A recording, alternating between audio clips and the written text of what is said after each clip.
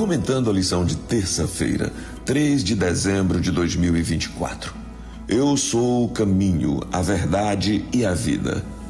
Na última ceia de Jesus com seus discípulos e diante da iminência de sua morte, os discípulos estavam com medo e muito perturbados. Não podia ser diferente. Este estado de desânimo dos discípulos revela a situação de muitos discípulos de Jesus hoje, diante das lutas da vida e diante de tudo que está para acontecer antes da segunda vinda de Cristo. Jesus, vendo a perturbação deles, disse para eles e para nós: não se turbe o vosso coração. Tende fé em Deus, tende fé em mim. São João capítulo 14, versículo 1.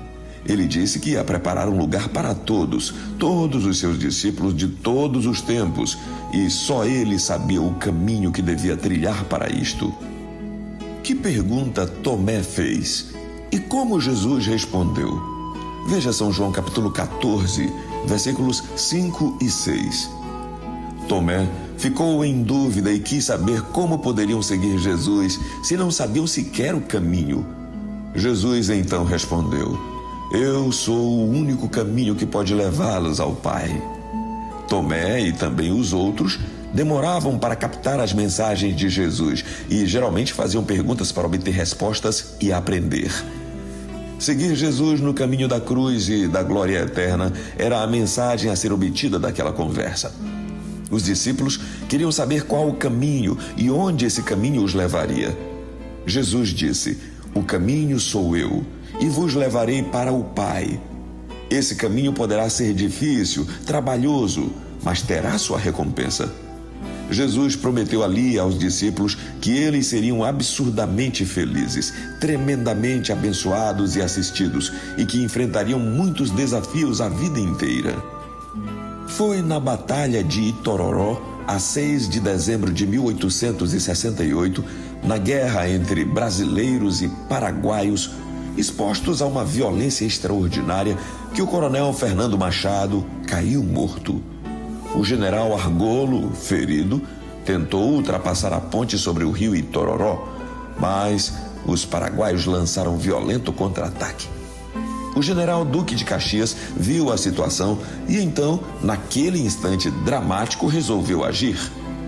Estava comandando a reserva e não mais podia esperar. Desembainhou a espada, dirigiu seu cavalo a galope para a ponte e gritou em desafio: quem for brasileiro, siga-me. Os soldados, comandados por ele, correram atrás do seu comandante e assim a ponte foi tomada e os paraguaios retiraram-se derrotados. Jesus é o nosso grande comandante e, como fez com os discípulos, hoje também está conclamando os seus soldados para que quem for cristão deve segui-lo, porque ele é o caminho, a verdade e a vida.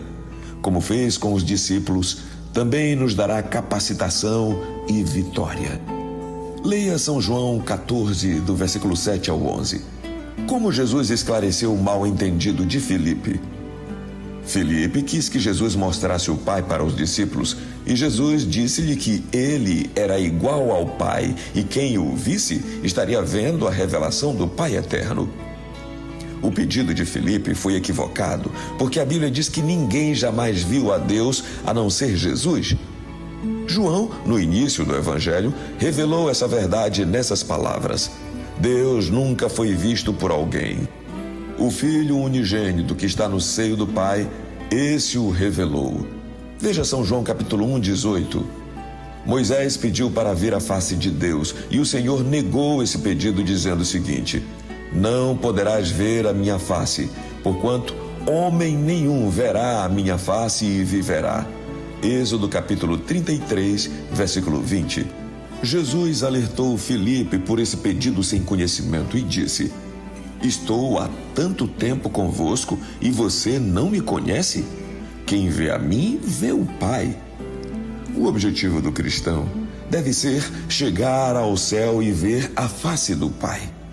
O objetivo de todo cristão deve ser chegar ao céu e ver a face do Pai, pois só Jesus é o caminho para realizar este sonho.